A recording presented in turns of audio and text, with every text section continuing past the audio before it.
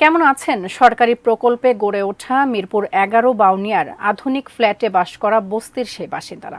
ঝুপড়ি ঘর থেকে টাইলস করা নতুন ফ্ল্যাট। এখানে কি চিন্তাহীন দিন কাটছে তাদের? ভালো তো আছেন তারা। পরিচ্ছন্ন স্বাস্থ্যকর এই পরিবেশেও কারো কারো অভিযোগ রয়েছে। মোখলেসুর রহমানের ক্যামেরায় খোঁজ নিয়েছেন স্বপন আহমেদ। প্রতিবন্ধী খাদিজা 4 বোন এক ভাইকে নিয়ে বাবা মার সাথে থাকতেন মিরপুরের কলাবাগান বস্তিতে।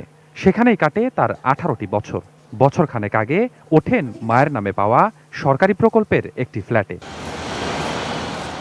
সেখানে 1 বছর পার করে চিন্তাহীন জীবনের হাসি তার চোখে মুখে। বস্তিতে কাটানো দিনের সাথে তুলনা করে খাদিজা জানান নতুন ফ্ল্যাট কেমন পরিবর্তন এনেছে তার জীবনে। যেহেতু আগে আমি সিঁড়ি দিয়ে চলাফেরা করতে পারতাম না, এখন এই জায়গায় লিফট আছে, বর্তমানে আমি আলহামদুলিল্লাহ ভালোই আছি। আমার মেয়ে আগে তো ওইখানে যায় গোসল করতে পারতো না, টয়লেটে যাইতে পারতো না, এখন টয়লেটে নিজে যাইতে পারে, নিজে গোসল করতে পারে, নিজেরটা নিজেই সব করতে পারে। মেঘ বৃষ্টিতে ভিজতে হয় না, রোদ্রে শুকাইতে হয় না, পানির জন্য সিরিয়াল নাই, বাথরুমের জন্য সিরিয়াল নাই। আগে রয়েছি বস্তিতে লাড়কি দিয়ে রান্তাম, এখন আমরা যদি নিজে গ্যাস সিলিন্ডারে গ্যাসেও রাঁধি তবে একটু শান্তিতে আছি।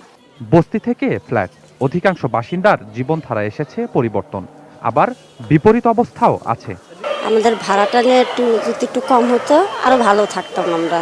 খান বা না খান সেটা আপনার ব্যক্তিগত এখতিয়ার। আপনার মাসে ৯,০০০ টাকা আপনার মিনিমাম বাসার খরচ পড়তেছে।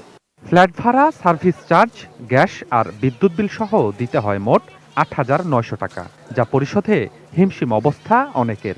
কারো কারো ভাড়া বকেয়াও পড়েছে। এই ৭-৮ মাসের বকাইয়া পড়িয়া গেছে। এখন তো আমাকে কইতে আছে যে বাইর করিয়া দেবো। একদম দারুণ বেতন প্রায় ১০,০০০ টাকা, সে কি ৯,০০০ টাকা দিবে না খাইবে না ছেলে মানুষ করবে।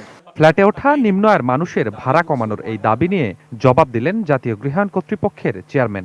দুটো রুম আছে, তাদের রান্নাবান্নার ব্যবস্থা আছে, সবই আছে। আমার দৃষ্টিতে আমরা যে ভাড়া ভিত্তিক দিয়েছি এরা ভাড়াটা যৌক্তিক। আমরা এখানে সমস্ত বিষয় বিবেচনা করে ভাড়াটা ধার্য করা হয়েছে। নিম্ন আয়ের মানুষের জন্য এ ধরনের আরও প্রকল্প হাতে নেওয়া হয়েছে বলেও জানান গৃহায়ণ কর্তৃপক্ষের প্রধান।